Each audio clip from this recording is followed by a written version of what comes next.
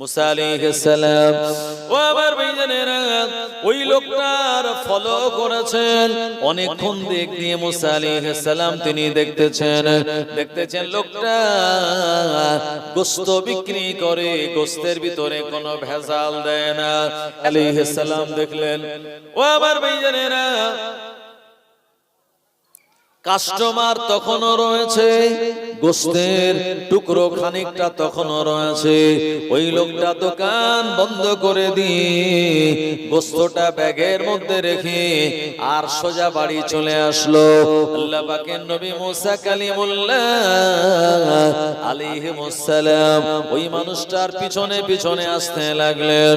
এই মানুষটা সে তার রান্নাঘরের ভিতরে প্রবেশ করলো, এই গোশতটা রান্না করলো, রান্না বান্না করলো, করার পরে আমার ভাইজানেরা আর বাইরে রাখলো ডাল আর গোশত এক জায়গায়।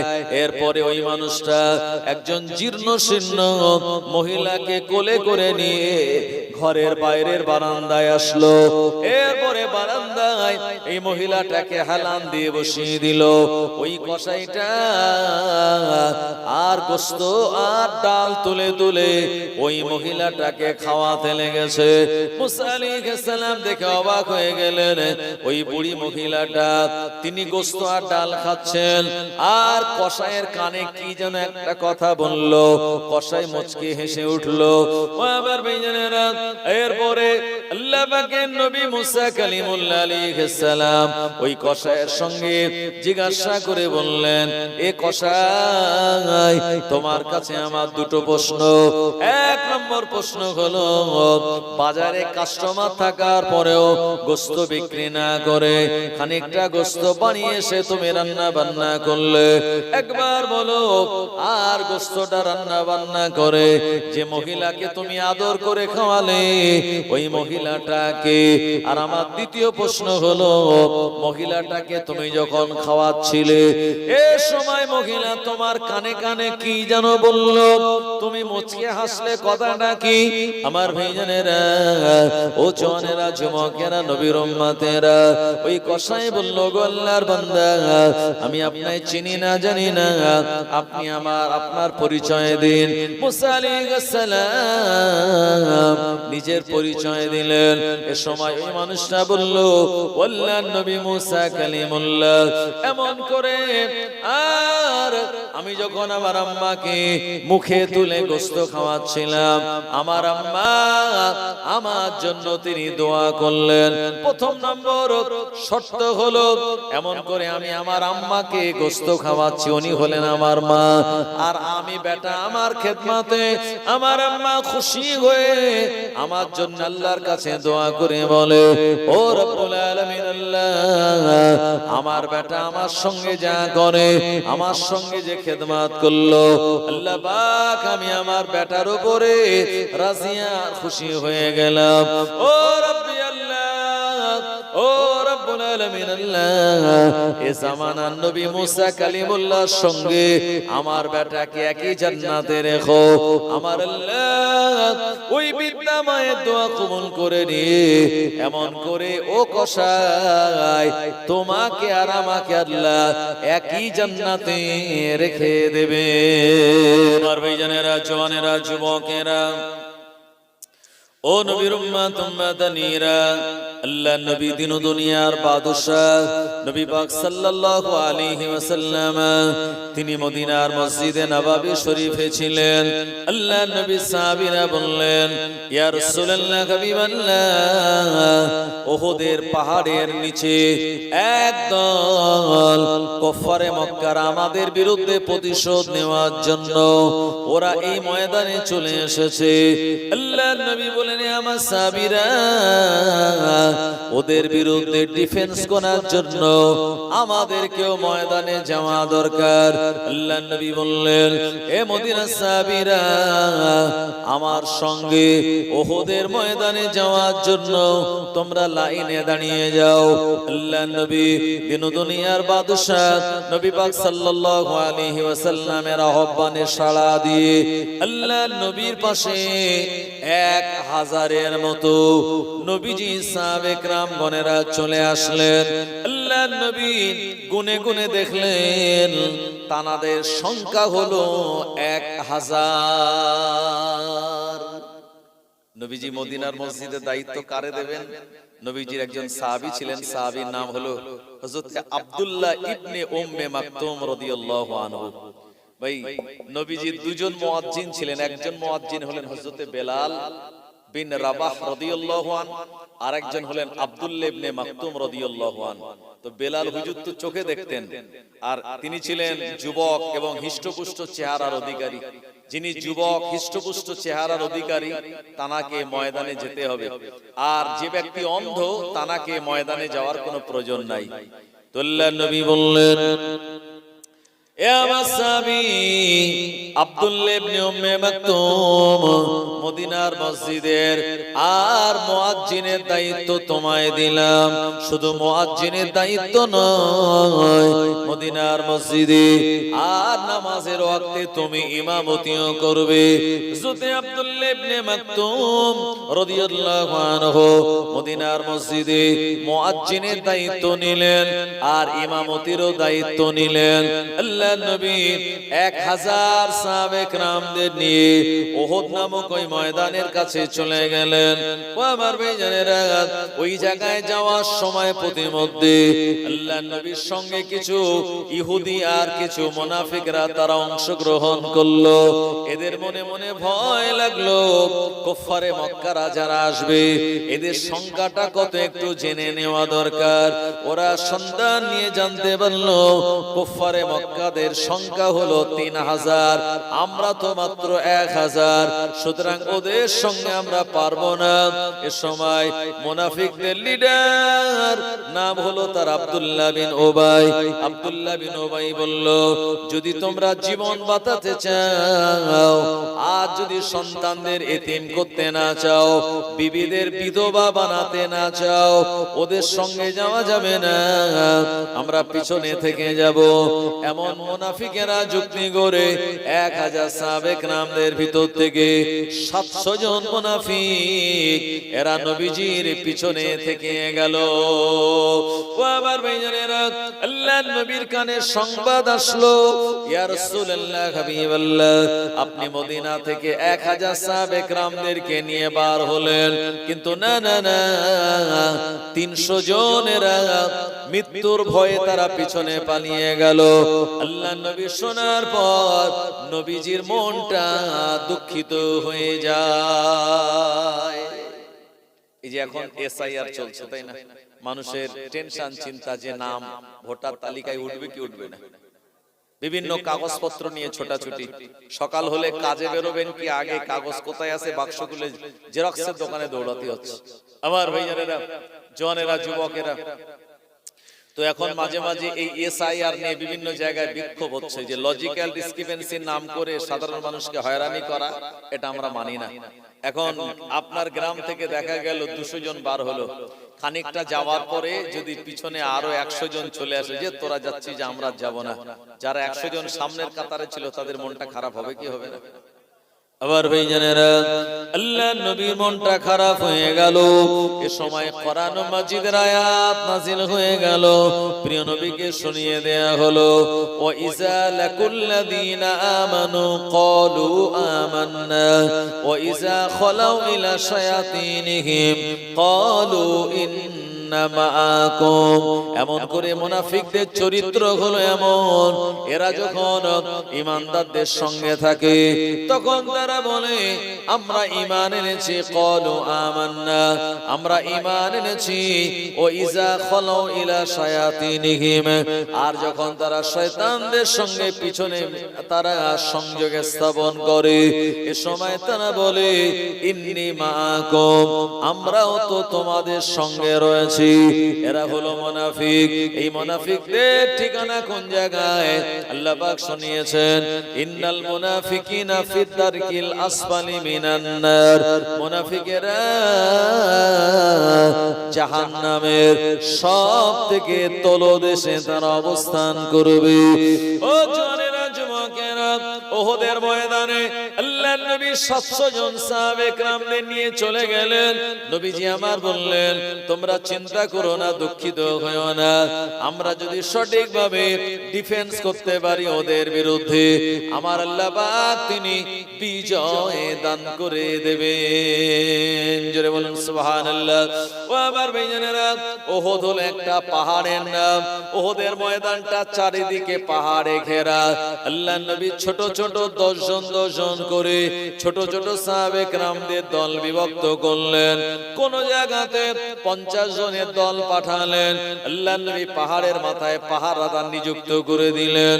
এ আমার সাহাবীরা, এই পাহাড়ের মাথায় তোমরা পাহারা দাও, আমি রাসূলুল্লাহ যতক্ষণ না বলবো খবরদার তোমরা তোমাদের পজিশনটা ছেড়ে দেবে না।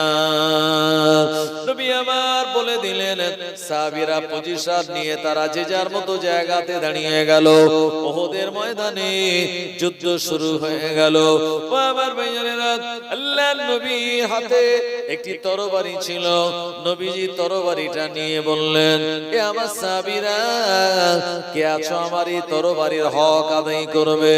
আল্লাহর নবীর একজন সাহাবী, এই সাহাবীর নাম হলো আবু সিমাক দাজানা রাদিয়াল্লাহু আনহু।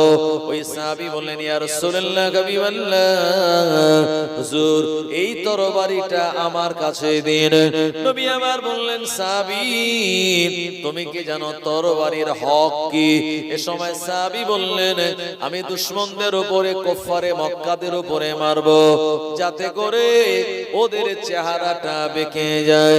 আল্লাহর নবী বললেন, বৃদ্ধদের মারবে না, মহিলাদের আঘাত করবে না, বাচ্চাদের আঘাত করবে না, শুধুমাত্র যারা জওয়ান যুবক, যারা দিন মিটিয়ে দিতে চায়, যারা তরবারি আঘাত করতে চায়, ওদের বিরুদ্ধেই তোমরা ডিফেন্স করবে।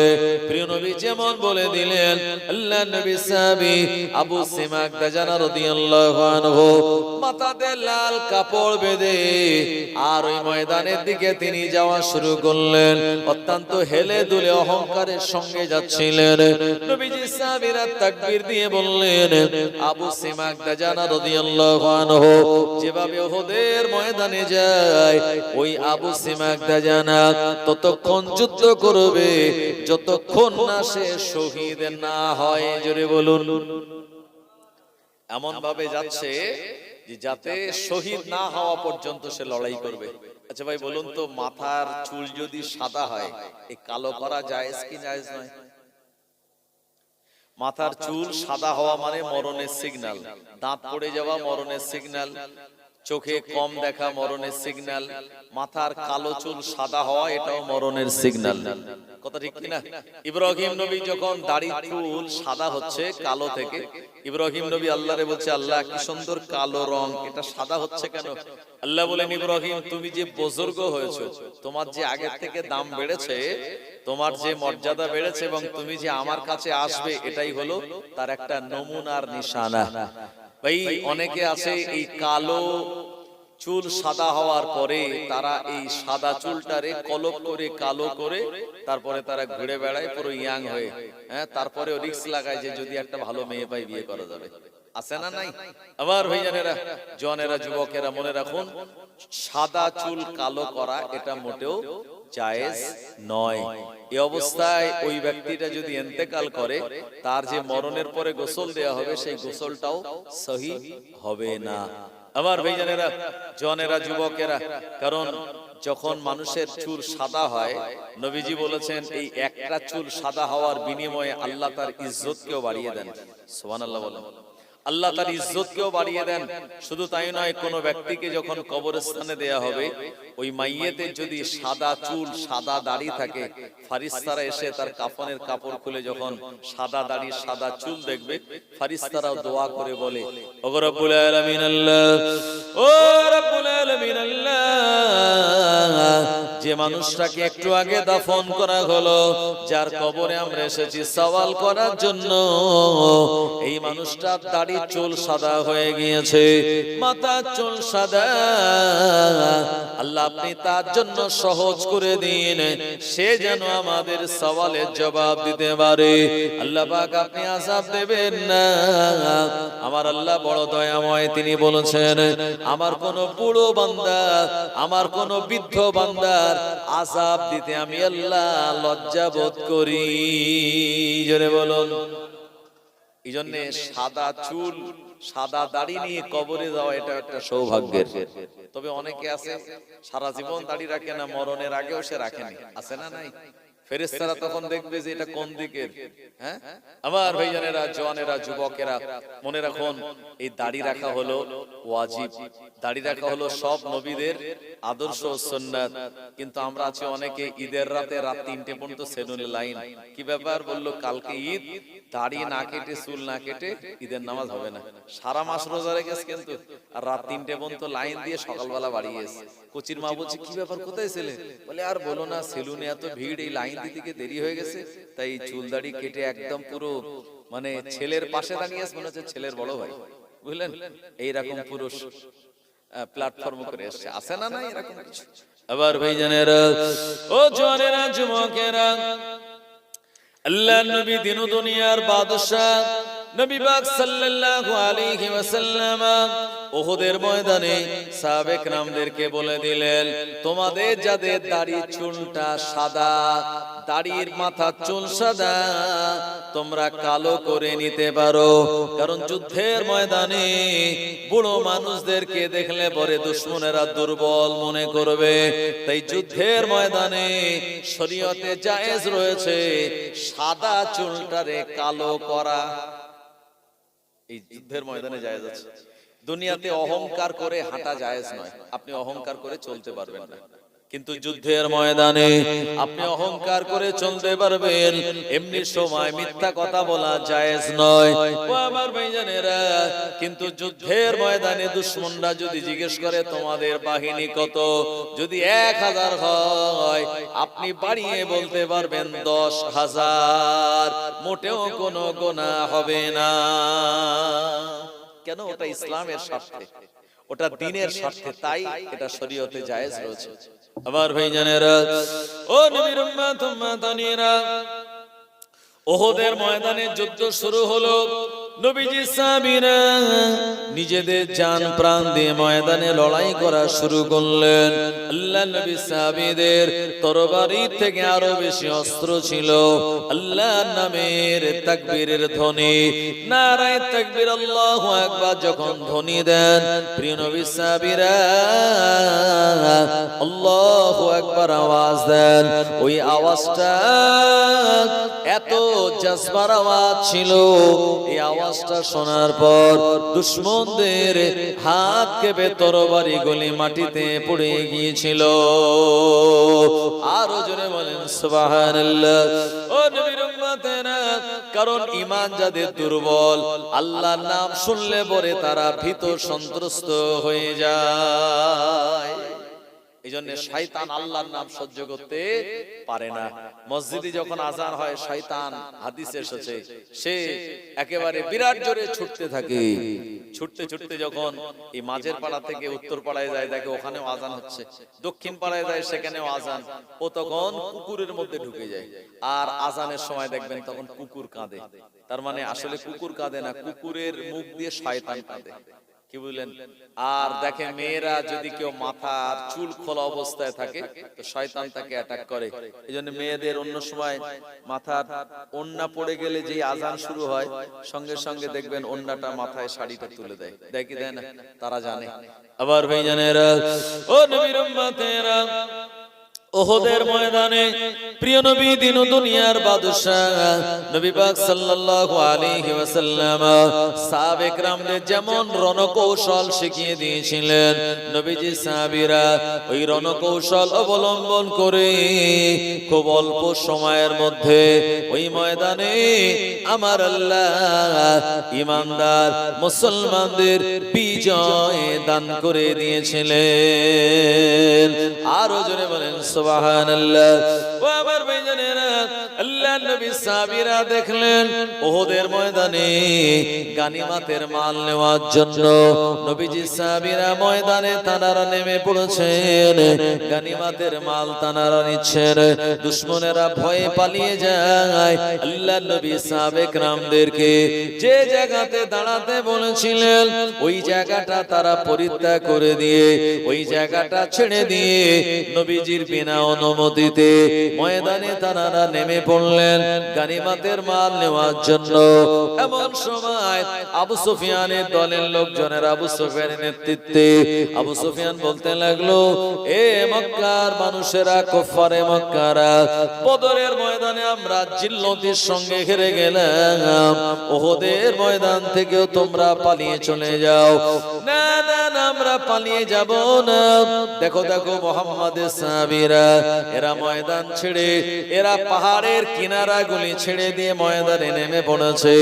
আমরা পিছন দিক দিয়ে গিয়ে যদি অতর্কিত হামলা করি ওরা আমাদের সঙ্গে পেরে উঠবে না। আল্লাহর নবী সাহাবায়ে کرامগণেরা গানিমাতের মালগুলি যখন কুড়াচ্ছেন এমন সময় দুশমনেরা এরা পিছন দিক দিয়ে এসে আল্লাহর নবী সাহাবায়ে کرامদের উপরে হামলা চালালো। আল্লাহর নবী সাহাবায়ে کرامগণের আঘাতপ্রাপ্ত হলেন। ও আমার ভাইজানেরা, আল্লাহর নবী বললেন, আমার সাহাবীরা আবার তোমরা তরবারি তুলে নাও, ওদের বিরুদ্ধে লড়াই করো। কিন্তু না না না, দ্বিতীয়বার তরবারি উঁচু করাটা নবী সাহাবায়ে کرامদের দেরি হয়ে গেল। এই দেরি হয়ে যাওয়ার জন্য প্রিয় নবীর অসংখ্য সাহাবায়ে کرامগণেরা উহুদের ময়দানে জনমের মতো শহীদ হয়ে যান। ও নবীর উম্মত উম্মতানিরা, আল্লাহর নবী এই ময়দানে তিনি একা। এমন সময় একজন দুশমন আল্লাহর নবীকে একা দেখতে পেয়ে এই দুশমন এই সময় প্রিয় নবী সাল্লাল্লাহু আলাইহি ওয়াসাল্লামের কাছাকাছি চলে আসলো। দুশমনের নাম হলো ইবনে কামা। আল্লাহর নবীর চেহারা মোবারক লক্ষ্য করে, আল্লাহর নবীর দান্দান মোবারক লক্ষ্য করে বিরাট বড় একটা পাথর মেরে দিল। ওই পাথরের আঘাত আল্লাহর নবী দান্দান মোবারকে লেগে প্রিয় নবীর দুটি এই সামনের দান্দান মোবারক শহীদ হয়ে যায়। জোরে বলুন, ইন্না লিল্লাহি ওয়া ইন্না ইলাইহি রাজিউন। ও আমার ভাইজানেরা, আল্লাহর নবী বলেন, আমার সাহাবীরা কে আছো আমার কাছে আসবে আর আমারে তোমরা উপরে নিয়ে চলে যাবে পাহাড়ের উপরে। হযরত আবু তালহা রাদিয়াল্লাহু আনহু বলেন, আমি দেখতে পেলাম প্রিয় নবীর নূরানী চেহারা মোবারকটা এরা চতুর্দিকে ঘিরে ফেলেছে এবং প্রিয় নবীর লোহার ড্রেসের উপরে এরা তরবারির উল্টো পেট দিয়ে নবীজির কাঁধ মোবারকে আঘাত করে। আল্লাহর নবীর দুই কাঁধে আঘাত লেগেছিল। শুধু তাই নয়, উহুদের ময়দানে নবীজির মস্তক মোবারকে হেলমেট ছিল, হেলমেটের উপরে তরবারির উল্টো পেট দিয়ে তার আঘাত করলো। হেলমেটের দাঁতগুলি আল্লাহর নবীর মস্তক মোবারকে বিঁধে গেল। আল্লাহর নবীর চেহারা মোবারকটা লাল হয়ে গেল, ঠোঁট দিয়ে রক্ত বার হয়, দুটি দান্দান মোবারক শহীদ হয়ে গেল।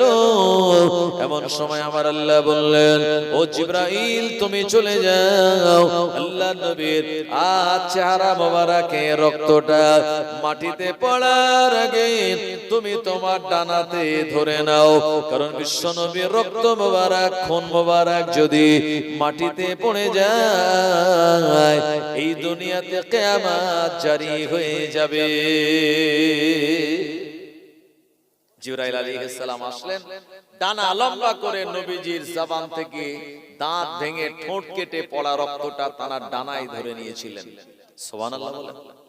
আবার ভাইজানেরা, ও নবীর উম্মতেরা, এই সময় প্রিয় নবীকে হযরত আবু তালহা বলেন, আমি ধরে ধরে পাহাড়ের উপরে নিয়ে চলে গেলাম। বিশ্ব নবী বললেন, এ উহুদ, আমি তোমায় ভালোবাসি, তুমি আমায় ভালোবাসো। আজকে আমার উপরে আঘাত করে হয়েছে দুশমনদের পক্ষ থেকে, আমার জন্য তুমি একটুখানি জায়গা করে দাও।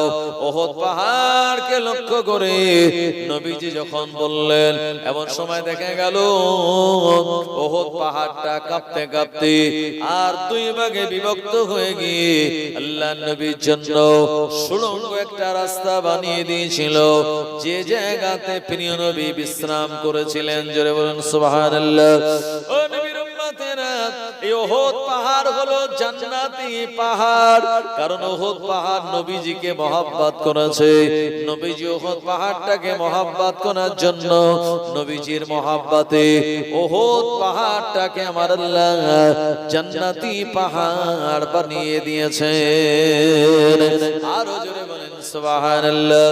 ও নবীর উম্মত উম্মতনিরা, এমন করে প্রিয় নবী দিন দুনিয়ার বাদশা নবী পাক সাল্লাল্লাহু আলাইহি ওয়াসাল্লাম সাহাবে کرامদের বলেন, আমার সাহাবীরা, ওদের বিরুদ্ধে তোমরা প্রাণপণ লড়াই করো। একটা সময় দেখা গেল আল্লাহর নবীর একজন চাচা যান, ওনার নাম হলো হযরত আমির হামজা রাদিয়াল্লাহু আনহু। হযরত আমির হামজা নবীজির আপন চাচা। হযরত আমির হামজা রাদিয়াল্লাহু আনহু তিনি প্রাণপণে লড়াই করছিলেন উহুদের ময়দানে। এমন সময় ওহাসি নামক একজন গোলাম হযরত আমির হামজার চেহারা মোবারক লক্ষ্য করে একটা বর্ষা ছুঁড়ে দিয়েছিল। ওহাসি পাথরের আড়ালে লুকিয়ে ছিল। তার টার্গেট হলো, অন্য কাউকে আমি মারবো না, আমি মুহাম্মদ ইবনে আব্দুল্লাহ চাচা আমির হামজাকে আমি যদি মেরে দিতে পারি, আমি আমার মনিবের থেকে আজাদ হয়ে যাব। ও আমার ভাইজানেরা, হযরত আমির হামজা তল পেটে বর্ষা যখন মেরে দিল, আর হুজুরের শরীর থেকে বিরাট ভাবে রক্তক্ষরণ হয়েছিল। প্রচন্ড রক্তক্ষরণ হওয়ার জন্য আমার ভাইজানেরা হযরত আমির হামজা রাদিয়াল্লাহু আনহু উহুদের ময়দানে জনমের মতো শহীদ হয়ে যান। ও আমার ভাইজানেরা, হযরত আমির হামজা হুজুর যখন ময়দানে পড়ে গেলেন, এ সময় আবু সুফিয়ানের বিবি নাম হলো তার হিন্দা। এই হিন্দা হযরত আমির হামজার বুকটা ছুরি দিয়ে ফেড়ে ফেললো, আর হযরত আমির হামজার হাতের আঙ্গুল কেটে নিল, কানটা কেটে নিল, নাকটা কেটে নিল। আহারে, নাক কান আদি আঙ্গুল দিয়ে মালা গেঁথে গলায় পড়লো। হযরত আমির হামজা রাদিয়াল্লাহু আনহু বুকটা ফিরে দিয়ে কলিজা বার করে এই কলিজাটা নেচে নেচে চিবিয়ে খেয়েছিল। একবার প্রাণ খুলে বলুন নাউযুবিল্লাহ। ও জানেরা, যুবকেরা, এমন সময় আল্লাহর নবী ওই পাহাড় থেকে নিচে নামলেন। আল্লাহর নবী দেখলেন দুশমনেরা ময়দান ছেড়ে পালিয়ে চলে গেল, কিন্তু এর আগে আমার 70 জন সাহাবীরা জনমের মতো শহীদ হয়ে গেলেন। আল্লাহর নবী মায়ার নবী, দয়ার নবী, প্রিয় নবী চোখে পানি। আল্লাহর হাবিব তিনি আল্লাহর কাছে দোয়া করলেন তানাদের আর মাগফিরাতের জন্য।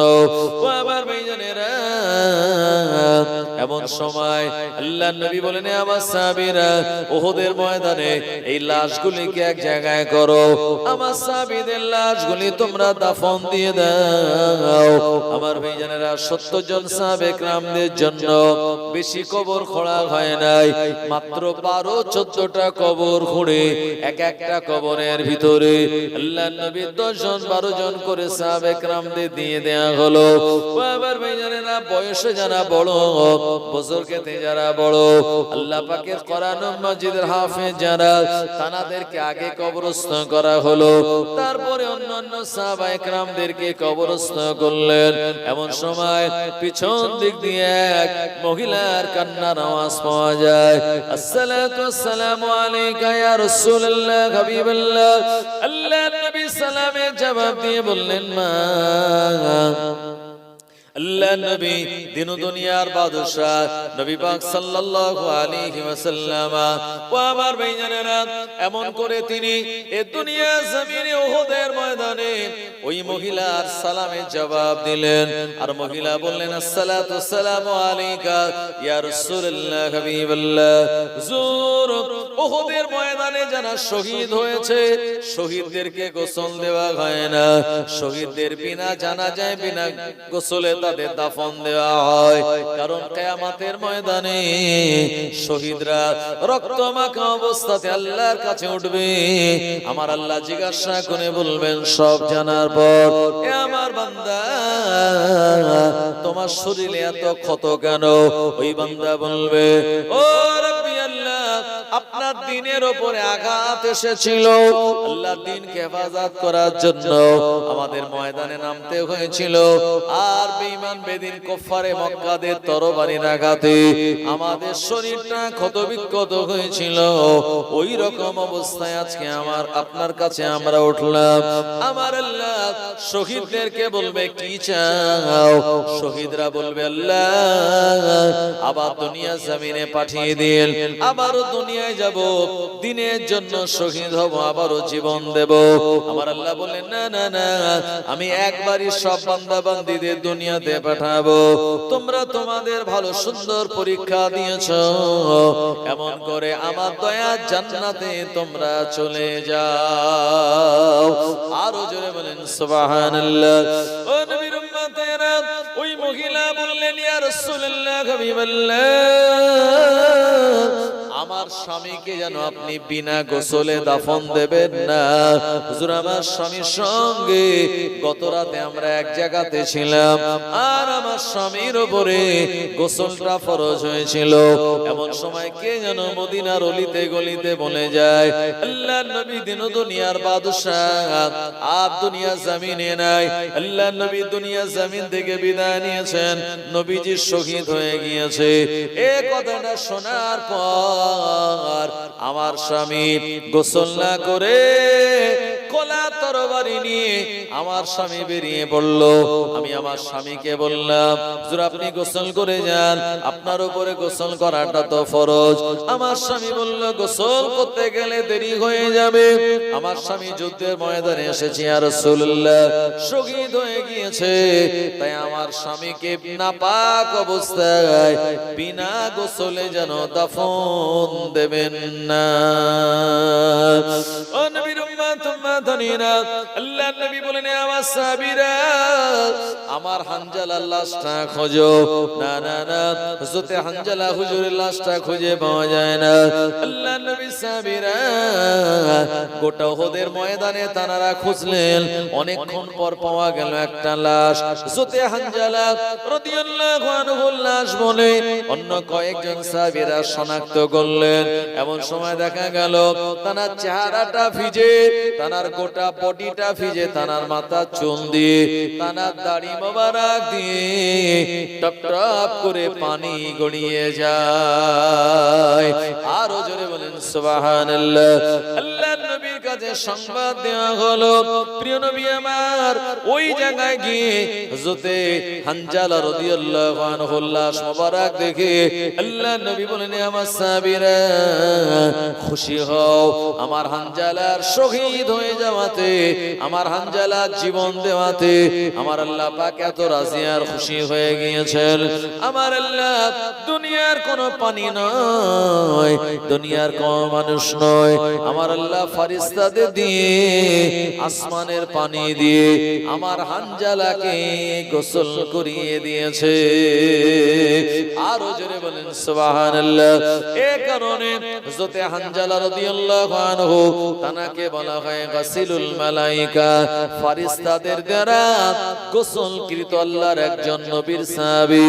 ও আমার ভাইজানেরা, জওয়ানেরা, যুবকেরা, নবীর উম্মতেরা, প্রিয় নবী সাল্লাল্লাহু আলাইহি ওয়াসাল্লাম আর উহুদের ময়দানে বললেন 70 জনের ভিতরে 69 জন সাহাবীদের লাশ খুঁজে পাওয়া গেল, একজন সাহাবীর লাশ তো খুঁজে পাওয়া যায় না। আমার ওই সাহাবীটা কোন জায়গায়? চারিদিকে খোঁজা হয়, কিন্তু না না না, তার লাশ মোবারক পাওয়া যায় না। একটা সময় দেখা গেল একটা পাথরের আড়ালে তার চেহারাটা বিকৃত অবস্থায় তিনি এই জায়গাতে শহীদ হয়েছে। আল্লাহর নবীর কানে সংবাদ দেওয়া হলো, প্রিয় নবী আমার দেরি না করে তাড়াতাড়ি এই জায়গা জায়গাতে চলে গেলেন। আহারে চাচা জানের চেহারা মোবারক দেখলেন নবী ঝরঝর করে ডুকরে কেঁদে উঠলেন। আর হযরত হানজালা হুজুরের নাক কাটা, তানার কান কাটা, হাতের আঙুল পর্যন্ত কাটা এবং তানার বুকটা ফেড়ে কলিজা বার করে চিবিয়ে চিবিয়ে খেয়েছিল। একবার জোরে বলুন নাউজুবিল্লাহ।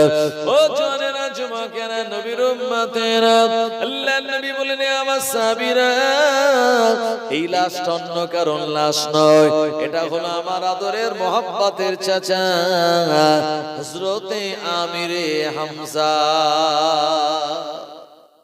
ওহদের ময়দানে 70 জন সাহাবে কেরামদের ভিতর থেকে এই যে আমিরে হামজা রাদিয়াল্লাহু আনহু, তিনিও শহীদ হয়ে গেলেন। আর তিনি হলেন সাইয়্যিদুশ শুহাদা।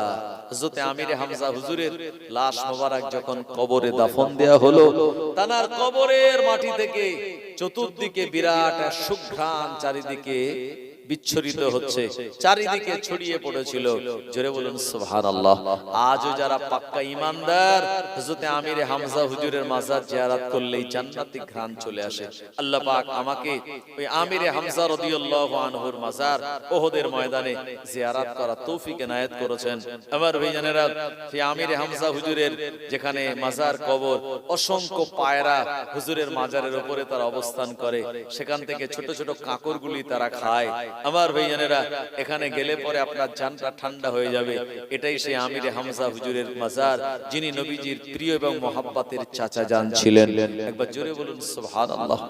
আবার ভাইজানেরা, ও নবীর উম্মত উম্মতানিরা, আল্লাহর নবী দিন ও দুনিয়ার বাদশা নবী পাক সাল্লাল্লাহু আলাইহি ওয়াসাল্লামকে যে লোকটা পাথর মেরে নবীজি দুটি দান্দান মোবারক শহীদ করে দিয়েছিল, আমার আল্লাহ পাক তিনি সহ্য করেন নাই। নবীজি তাকে ক্ষমা করে দিলেও আমার আল্লাহর আদালতে তার অন্যায় মাফ হয় নাই। কিতাবের ভিতরে বর্ণিত হয়েছে, ইবনে কামা নামক লোকটা ওহদের ময়দানে আল্লাহর হাবিবের দান্দান মোবারকে পাথর মেরে এই যখন ঘরে চলে গেল, তার বিবি বলল, আমার বিবি তুমি চলে যাও বকরি চরানোর জন্য, আর বকরিগুলি চড়িয়ে নিয়ে সন্ধ্যাবেলা তুমি বাড়ি চলে আসবে। ইবনে কামা এই বকরিগুলি নিয়ে পাহাড়ি এলাকায় চলে গেল, আর বকরিগুলি পাহাড়ের অনেক উপরে উঠে গেল। আর ইবনে কামা নামক এই লোকটা যে নবীজির চেহারা মোবারক লক্ষ্য করে পাথর নিক্ষেপ করেছিল, হঠাৎ করে দেখা গেল, ও আমার ভাইজানেরা, ইবনে কামা তার দিকে তার নিজের বাড়ির পোষা একটা বিরাট বড় ছাগল এসে তাকে গুতা মারলো। এত জোরে গুতা মেরেছে, এত জোরে আপনার তাকে মাথা দিয়ে ঠালা দিয়েছে। ইবনে কামা গড়াতে গড়াতে গড়াতে গড়াতে আর পাহাড়ের একেবারে নিচের দিকে পড়ে হাড় হাড্ডি ভেঙে জনমের মতো মারা গিয়েছিল। নবীজির পাথর মেরেছে ইবনে কামা, আর তাকেও আমার আল্লাহ রাব্বুল আলামিন এক বকরির মাথার গুতা দিয়ে তাকে এমন গুতা মেরেছে, সে গড়াতে গড়াতে পুরো নিচে এসে হাড় হাড্ডি ভেঙে জনমের মতো মারা গিয়েছে। এইজন্য আল্লাহ পাক দুই জায়গায় কম্প্রোমাইজ করেন না। এক নম্বর হলো আল্লাহর সঙ্গে শরীক করা, আর দ্বিতীয় নম্বর হলো তানার নবীজির সঙ্গে বেয়াদবি করা। আমার ভাইজানেরা, তাই ইবনে কামার বংশে যারা মানুষ, এদের কারো দাঁত ওঠেনি।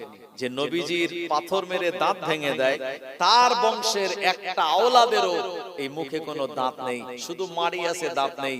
লোক আরবে তারা দেখলেই বুঝতে পারে এরা হলো সেই বংশের আওলাদ যাদের পূর্বপুরুষেরা ওহদের ময়দানে নবীজিকে পাথর মেরে দাঁত ভেঙে দিয়েছিল।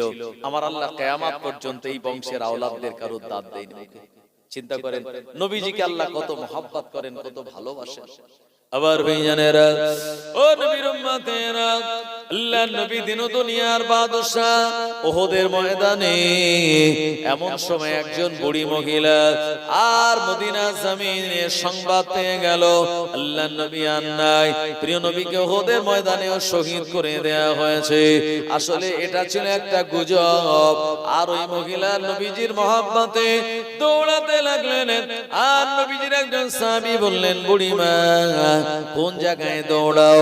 ওহদের ময়দানে তোমার বড় ভাই জনমের মতো শহীদ হয়ে গিয়েছে। এ মহিলা বলে লা পারোয়া। আর একজন সাহাবী বললেন, মহিলা তোমার বড় বেটা দুনিয়া জমিন থেকে শহীদ হয়ে গিয়েছে। ওই বুড়ি বলে লা পারোয়া, কোনো দুঃখ নাই, একবার বলো আমার নবী কেমন আছে। আরো খানিকটা এগিয়ে গেল, আল্লাহর নবীর আরেকজন সাহাবী বলেন, মহিলা তোমার বড় ছেলে জনমের মতো শহীদ হয়ে গিয়েছে।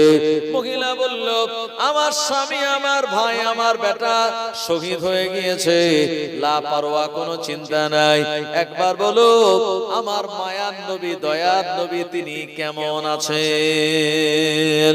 ও আমার ভাইজানেরা, আল্লাহর নবীর কাছে ওই বুড়ি মহিলা গেল, ঝরঝর করে কেঁদে কেঁদে বলে, ইয়া রাসূলুল্লাহ, হাবিবাল্লাহ, আপনার কদমে আমার আব্বা, আমার ভাই, আমার বেটা, আমার স্বামী সবাই চলে যাবে, লা পারোয়া, কিন্তু আপনি বেঁচে থাকলে দিন বাঁচবে, আপনি হায়াতে থাকলে শরীয়ত বেঁচে থাকবে, আপনি চলে গেলে দিনের খেদমত করাটা বেকার হয়ে যাবে, আর কোনো মানুষকে পাওয়া যাবে না যে হক কথা, সত্য কথা মানুষের সামনে বলবে।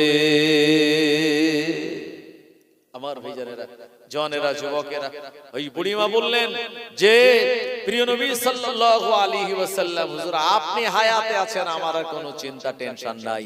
এইজন্য দুনিয়াতে যে মা আছে সেই মায়ের দোয়া আল্লাহ পাক তিনি কবুল করে নেন।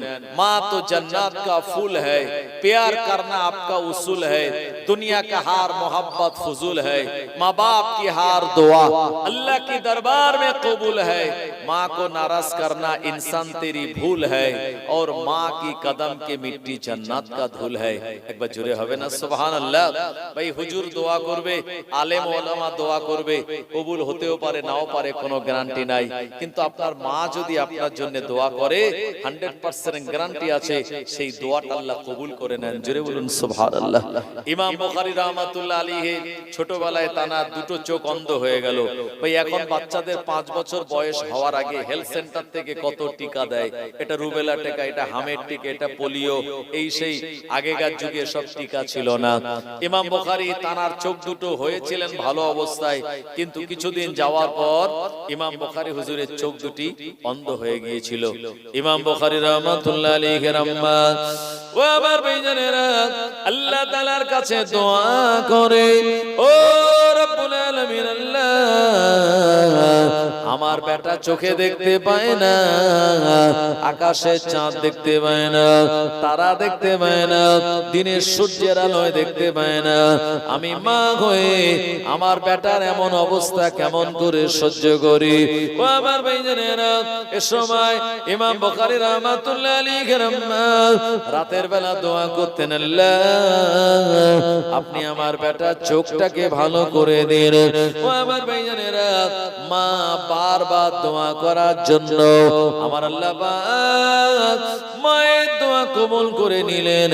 ইমাম বুখারী হুজুরের আম্মা একদিন রাতের বেলা স্বপ্ন দেখে আল্লাহর একজন নবী, নাম হলো তার ইব্রাহিম খলিলুল্লাহ, ইব্রাহিম খলিলুল্লাহ আলাইহিস সালাম, ইমাম বুখারী হুজুরের চোখের উপরে হাত বুলিয়ে দিলেন। সকালবেলা ফজরের আযান হয়ে গেল, আসসালাতু খায়রুম মিনান নাওম।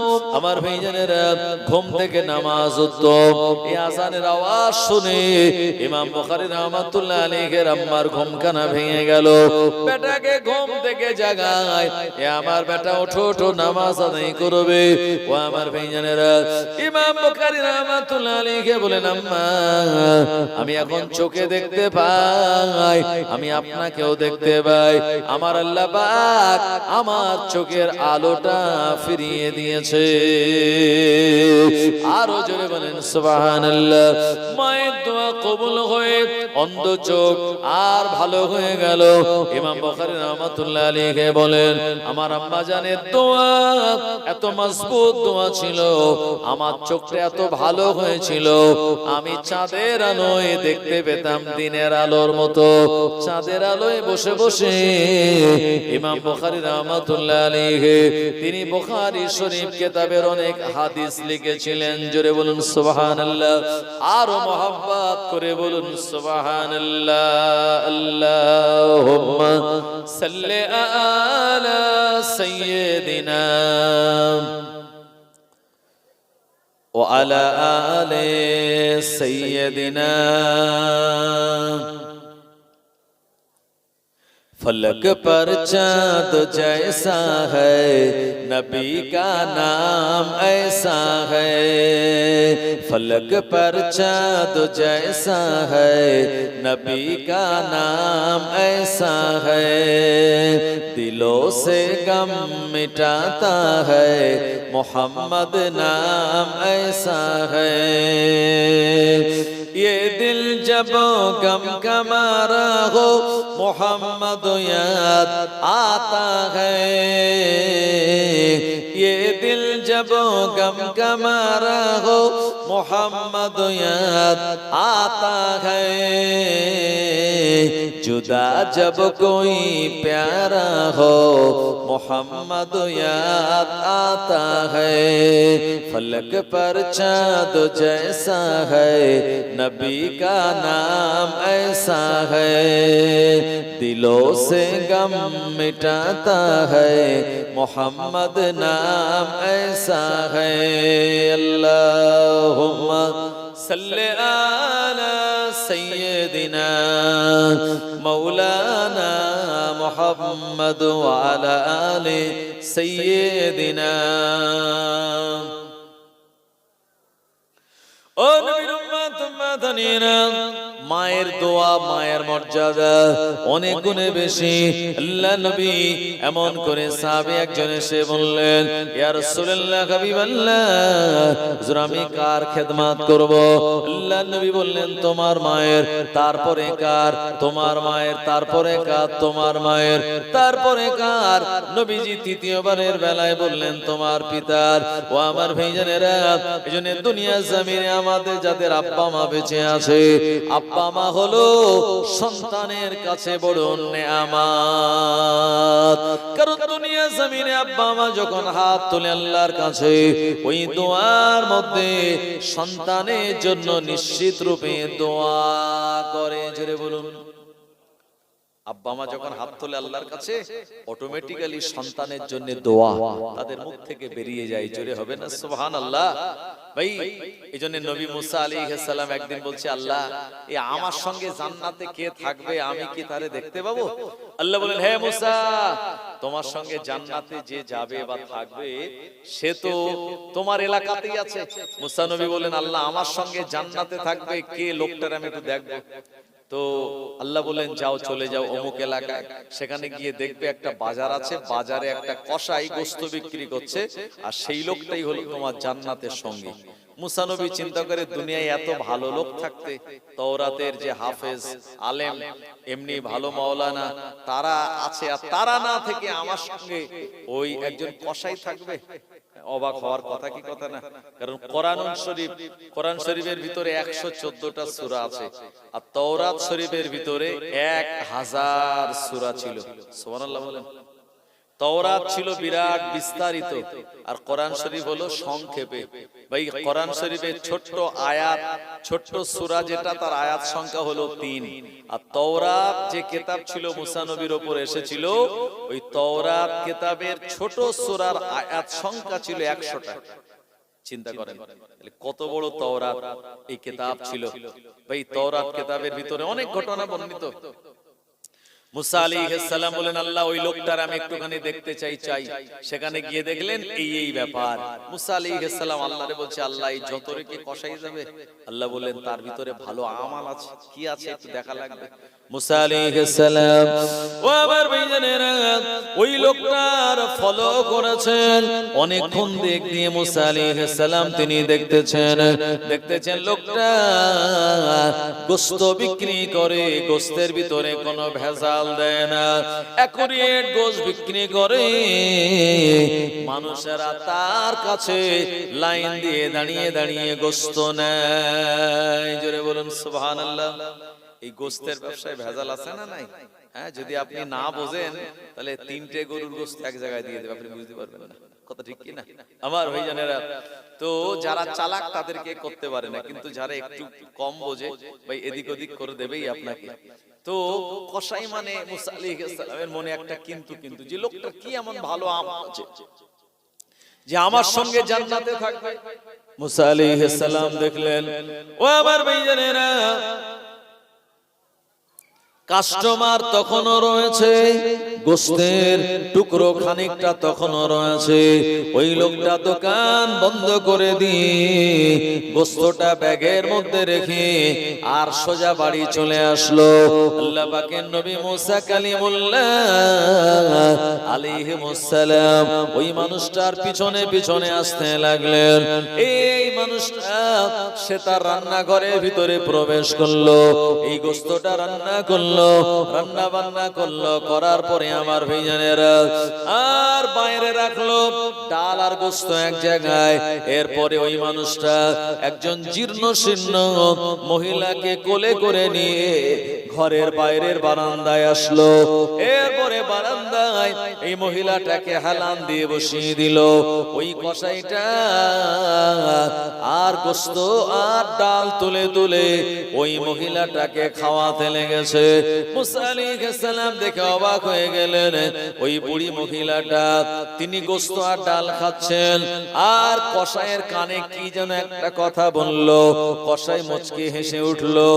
আবার ভাইজানেরা, এরপরে আল্লাহ পাকের নবী মুসা কালিমুল্লাহ আলাইহিস সালাম ওই কসাইয়ের সঙ্গে জিজ্ঞাসা করে বললেন, এ কসাই, তোমার কাছে আমার দুটো প্রশ্ন। এক নম্বর প্রশ্ন হলো, বাজারে কাস্টমার থাকার পরেও গোস্ত বিক্রি না করে খানিকটা গোস্ত বানিয়ে এসে তুমি রান্না বান্না করলে, একবার বলো। আর গোস্তটা রান্না বান্না করে যে মহিলাকে তুমি আদর করে খাওয়ালে ওই মহিলাটাকে। আর আমার দ্বিতীয় প্রশ্ন হলো, মহিলাটাকে তুমি যখন খাওয়াচ্ছিলে এ সময় মহিলা তোমার কানে কানে কি যেন বলল, তুমি মুচকে হাসলে, কথাটা কি? আমার ভাইজানেরা, ও জওয়ানেরা, যুবকেরা, নবীর উম্মতেরা, ওই কসাই বলল, গো আল্লাহর বান্দা, আমি আপনাকে চিনি না, জানি না, আপনি আপনার পরিচয় দিন। মুসা আলাইহিস সালাম নিজের পরিচয় দিলেন। এ সময় ওই মানুষটা বলল, আল্লাহর নবী মুসা কালিমুল্লাহ, এমন করে আর আমি যখন আমার আম্মাকে মুখে তুলে গোস্ত খাওয়াচ্ছিলাম, আমার আম্মা আমার জন্য তিনি দোয়া করলেন। প্রথম নম্বর শর্ত হলো, এমন করে আমি আমার আম্মাকে গোস্ত খাওয়াচ্ছি, উনি হলেন আমার মা, আর আমি বেটা আমার খেদমতে।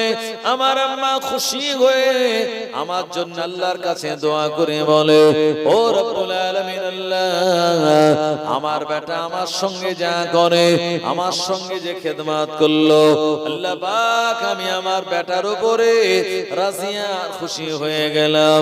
ও রব্বি আল্লাহ, ও রব্বুল আলামিন, আল্লাহ, এ জামানার নবী মুসা কালিমুল্লাহর সঙ্গে আমার বেটাকে একই জান্নাতে রেখো।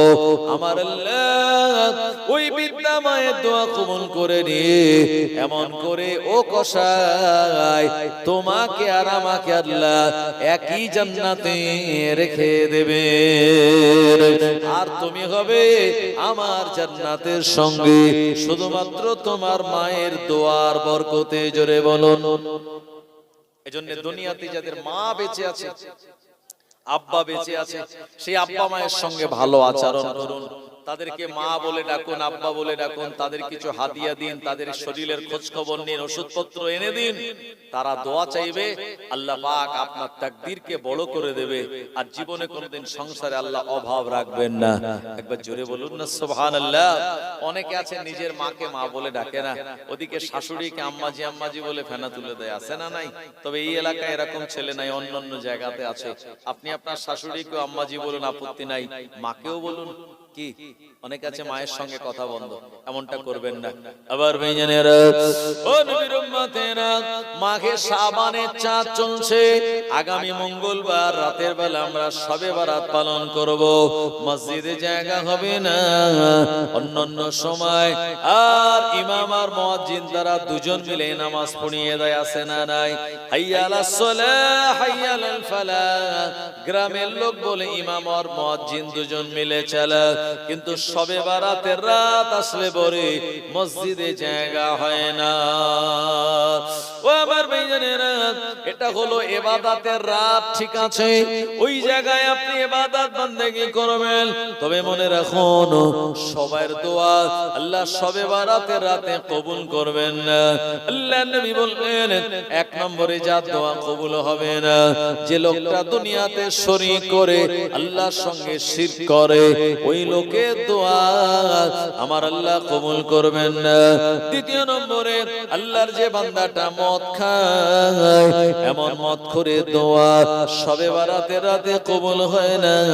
সুদ করে দোয়া শবে বারাতের রাতে কবুল হয় না। আব্বা মাকে নারাজ করা, আব্বা আম্মাকে কষ্ট দেওয়া, এমন সন্তানের দোয়া আমার আল্লাহ পাক তিনি কবুল করেন না। আজ যে ব্যক্তির দোয়া কবুল হয় না, যিনি নিজের আত্মীয়তার সম্পর্ক, যাদের সঙ্গে রক্তের সম্পর্ক, তাদের সঙ্গে আত্মীয়তার বন্ধন ছিন্ন করে দিয়েছে, এমন ব্যক্তির দোয়া আমার আল্লাহ দরবারে পৌঁছায় না। এজন্য আমার আল্লাহ কোরআন মাজিদের ভিতরে জানিয়ে দিলেন, ইয়া আইয়ুহাল্লাযীনা আমানু উদখুলু ফিস-সিলমি কাফা ওয়া লা তাত্তাবিউ খুতুওয়াতিশ শাইতান ইন্নাহু লাকুম আদুউম মুবিন। আমার আল্লাহ রাব্বুল আলামিন জানিয়ে দিলেন, ও আমার ভাইজানেরা, আমার আল্লাহ রাব্বুল আলামিন বলেন, হে বিশ্বাসী ইমানদারেরা, এমন করে তোমরা ইয়া আইয়ুহাল্লাযীনা আমানু উদখুলু মানে প্রবেশ করো, ফিস-সিলমি কাফা শান্তির ধর্ম ইসলাম ধর্মে, ওয়ালা তাত্তাবিউ খুতুওয়াতিশ শাইতান ইবলিস শয়তানের রাস্তা তোমরা অনুসরণ করো না, ইন্নাহু লাকুম আদুউম মুবিন, ইবলিস হলো মানুষের জীবনের প্রকাশ্য শত্রু। ইবলিস কি আমাদের জীবনের প্রকাশ্য শত্রু। ভাই একটা লোক ফজরের নামাজ পড়বে বলে সে মসজিদে যাচ্ছে, ভাই কালটা হলো বর্ষাকাল, এখন বাড়ির থেকে বেরিয়েছে ওযু বানিয়ে নামাজ পড়বে, আর হাতে তার একটা লাঠি ছিল, লোকটা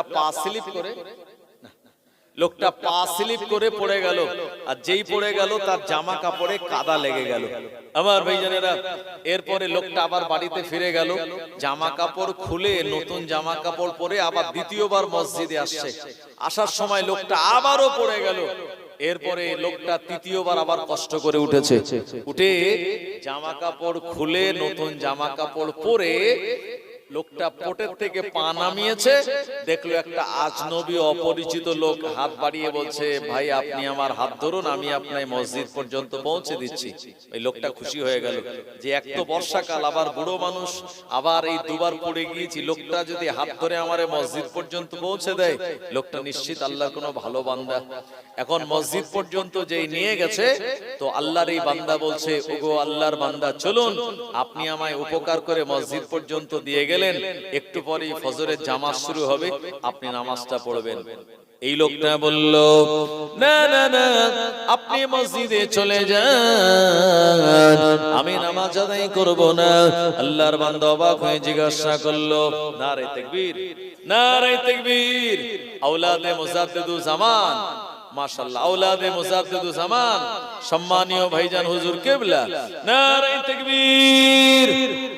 ফুরফুরা শরীফ থেকে আমার ভাইজানেরা, আওলাদে মুজাদ্দিদুজ জামান ছোট হুজুর পীর কেবলা রাহমাতুল্লাহ আলাইহি, যিনি হলেন সুলতানুল ওয়াইজিন, আশিকে রাসূল, ছোট হুজুর পীর কেবলা রাহমাতুল্লাহ আলাইহির সুযোগ্য সাহেবজাদা, যিনি হলেন হযরত মাওলানা আলহাজ হাফেজ মুস্তাফা সিদ্দিকী হুজুর কেবলার সুযোগ্যতম বড় সাহেবজাদা জনাব পীরজাদা হযরত মাওলানা ওয়াইস সিদ্দিকী আল কুরাইশি ভাইজান, তিনি চলে এসেছেন।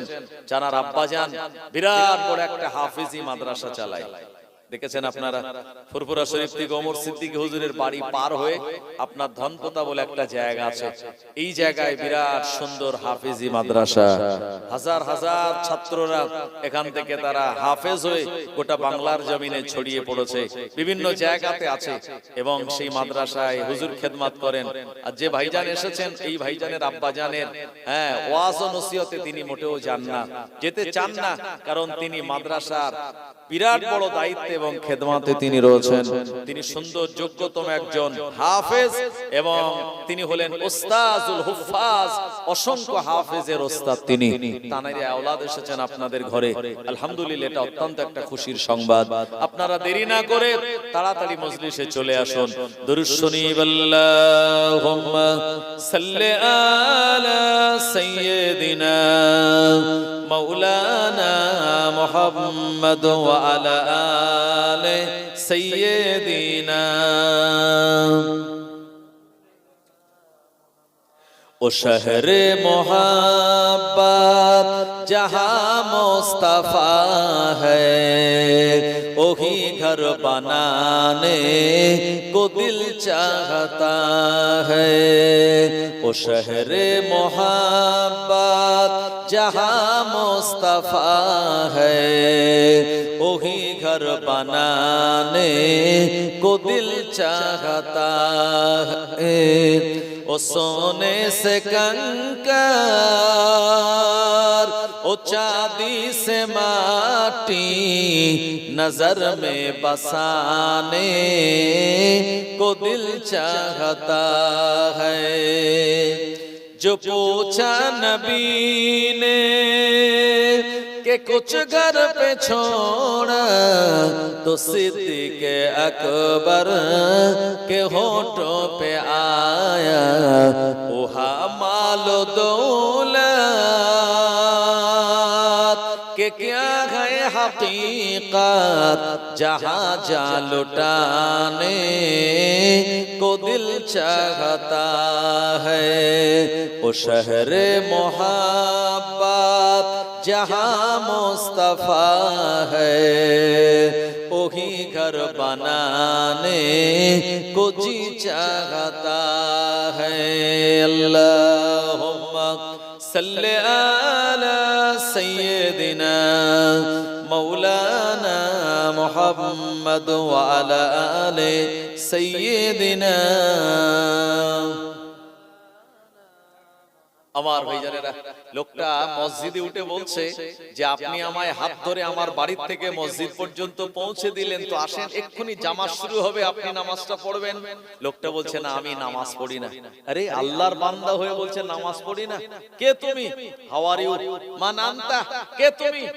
ওই সময় লোকটা বলছে আমি দুনিয়ার কোনো মানুষ নই, আমি হলাম শয়তান। কে? শয়তান। আরে নামাজি অবাক হয়ে গেল, শয়তানের কাজ তো মানুষকে নামাজ থেকে বাধা দেওয়া। লোক যদি নামাজে আসে শয়তান উল্টো দিকে লে যায়, আর তুমি আমার এই বাড়ি থেকে মসজিদ পর্যন্ত পৌঁছে দিলে আবার তুমি শয়তান, এটা কি করে সম্ভব? শয়তান জবাব দিয়ে বলল, আল্লাহর বান্দা, সবাই যখন ফজরের সময় ঘুমায়, এ সময় বর্ষার দিনে তুমি যখন উঠে ওযু বানিয়ে নতুন জামা কাপড় পরে ফজরের নামাজ আদায় করার জন্য মসজিদের দিকে রওনা হলে, আমি ইবলিস শয়তান আমার প্রচন্ড রাগ হলো, আমি পিছন দিক দিয়ে তোমায় ঠেলে দিলাম, আর আমার ঠেলে দেওয়ার কারণে জমিনে তুমি পড়ে গেলে, লুঙ্গি পাঞ্জাবিতে কাদা লেগে গেল। আমি মনে মনে ভাবলাম আর মসজিদে যাবে না, সওয়াবও পাবে না। কিন্তু না না না, বাড়িতে গিয়ে নতুন জামা কাপড় পরে দ্বিতীয়বার যখন আবার মসজিদে আসার জন্য নিয়াত করেছো, আমার আল্লাহ পাক তোমার নিয়াতটাকে কবুল করে নিয়ে তোমার জীবনে যে ছোট ছোট গুনাহ ছিল, আমার আল্লাহ ওই গুনাহগুলিকে মাফ করে দিয়েছে। আরো জোরে বলেন সুবহানাল্লাহ। এই সময় শয়তান বলল, দ্বিতীয়বার আমি ঠেলা দিলাম, আবারও পড়ে গেলেন। এরপরে আমি ভাবলাম আর মসজিদে যাবে না। দ্বিতীয়বার ঠেলা দেওয়ার পর তৃতীয়বার যখন আবার নতুন জামা কাপড় পরে মসজিদে আসার নিয়াত করলে, এই সময় আমার আল্লাহ তোমার পরিবার পরিবারে যত সন্তান আছে তাদের জীবনে ছোট ছোট গুনাহগুলি আল্লাহ মাফ করে দিয়েছে। এখন আমি চিন্তা করলাম আর তোমায় ঠেলে দেব না, এমনি এমনি যদি কাদার মধ্যে পড়ে যাও, আর আমার আল্লাহর বান্দা তুমি চতুর্থবার যদি মসজিদে যাওয়ার নিয়াত করো, আমার আল্লাহ তোমার নিয়াত কানা কবুল করে নি, তোমার গ্রামে যদি সব লোকের গুনাহ মাফ করে দেয়, আমি শয়তান আমার বড় লস হয়ে যাবে। এজন্য তোমার হাত ধরে আমি মসজিদের বারান্দা পর্যন্ত পৌঁছে দিলাম। কি বুঝলেন? শয়তান যে মসজিদ পর্যন্ত দিয়ে গেছে এটা শয়তানের স্বার্থে, তানার উপকারে নয়। কথা ঠিক কিনা? সেই শয়তান হলো আমাদের প্রকাশ্য শত্রু। তার দেখানো রাস্তায় আমরা না চলে শরীয়ত এবং আল্লাহর দেখানো রাস্তায় যদি আমরা চলতে পারি, ইনশাআল্লাহ আল্লাহ আমাদের দয়ার জান্নাত দান করে দেবেন। জোরে বলুন। ওই আল্লাহর একজন ওলি, ওনার নাম হলো হযরত উসমান হারুনি রাহমাতুল্লাহ আলী, যিনি হলেন খাজা গরিবে নওয়াজের একজন পীর ছিলেন। জোরে বলবেন না সুবহানাল্লাহ। খাজা গরিবে নওয়াজের পীর হলেন উসমান হারুনি রাহমাতুল্লাহ আলাইহি। ভাই তিনি ইশার নামাজ পড়েছেন বা জামাতে ইমামতি করিয়ে। ইশার নামাজের পরে আল্লাহর ওলি উসমান হারুনি রাহমাতুল্লাহ আলাইহি বললেন, এ আমার মুরিদেরা, আগামীকাল ফজরের নামাজটা আমার পিছনে যারা বা জামাতে আদায় করে নেবে, আমি উসমান হারুনি বলি তারা আল্লাহ পাকের দয়া জান্নাতে চলে যাবে। তবে এই সংবাদ অন্য কাউকে দেওয়া যাবে না, যাবে না। এই সংবাদটা যে অন্য লোককে দেবে, ওই লোকটা কিন্তু আল্লাহ জাহান্নামে যাবে। আর যারা সংবাদ না দিয়ে আগামীকাল ফজরের নামাজে হাজির হয়ে যাবে, আমার আল্লাহ দয়ার জান্নাতের হকদার সে বেনে যাবে। ও আমার ভাইজানেরা, এই সংবাদ যখন দিয়ে দিল, মানুষেরা দলে দলে ঘরে চলে গেল। অনেকে ঘুমালো না যাতে ফজরের নামাজ ছেড়ে যায় না জানি। অনেকে সারা রাত তাহাজ্জুদের নামাজ আদায় করলো। আমার ভাইজানেরা, অনেকে কোরআন মাজিদ তেলাওয়াত করে রাত জাগিয়ে কাটিয়ে দিল। এত বড় অফার ছাড়া যাবে না। এই অফারটাকে ধরে নিয়ে আগামীকাল ফজরের নামাজ উসমান হারুনির পিছনে পড়া লাগবে। এজন্য ফজরের নামাজ হলো খুব গুরুত্বপূর্ণ নামাজ। নবীজি বলেছেন ফজরের নামাজের আগে 2 রাকাত সুন্নাত নামাজ রয়েছে। তাম দুনিয়াতে সোনা দানা, টাকা পয়সা, গাড়ি বাড়ি, অট্টালিকা, বিল্ডিং, বুর্জ খলিফা যাই থাক না কেন, সব থেকে দুনিয়ার সম্পদের থেকে আরো দামি হলো ফজরের 2 রাকাত সুন্নাত নামাজ। জোরে হবে না? ও আমার ভাইজানেরা, ও নবীর উম্মতেরা, ফজরের 2 রাকাত সুন্নাত নামাজের পরে আপনি মসজিদে বসে আছেন, ফজরের ফরজ নামাজ এখন জামাতের টাইম রয়েছে। ওই সময় যদি আপনি 100 বার সুবহানাল্লাহি ওয়া বিহামদিহি সুবহানাল্লাহিল আযীম তেলাওয়াত করেন, আমার আল্লাহ আপনার এই আমলকে কবুল করে নিয়ে দুনিয়ার সব পেরেশানি আপনার দূর করে দেবে এবং দুনিয়ার সব জায়গাতে আমার আল্লাহ পাক আপনাকে সম্মানিত বানিয়ে দেবেন। আরো জোরে বলুন সুবহানাল্লাহ। ও আমার ভাইজানেরা, এজন্য কবি বলেছেন, ওয়াক্তে যে হলো ওযু করো মসজিদে চলো, ওয়াক্তে যে হলো ওযু করো মসজিদে চলো, খোদার হুকুম পালন করে নামাজটা পড়ো, ওয়াক্তে যে হলো ওযু করো মসজিদে চলো, দিন রাতে 5 ওয়াক্ত নামাজ পড়লে পাবে ভাই জান্নাত। জোরে হবে না? নারায়ে তাকবীর। একটু জোরে আওয়াজ দিয়ে বলেন নারায়ে তাকবীর।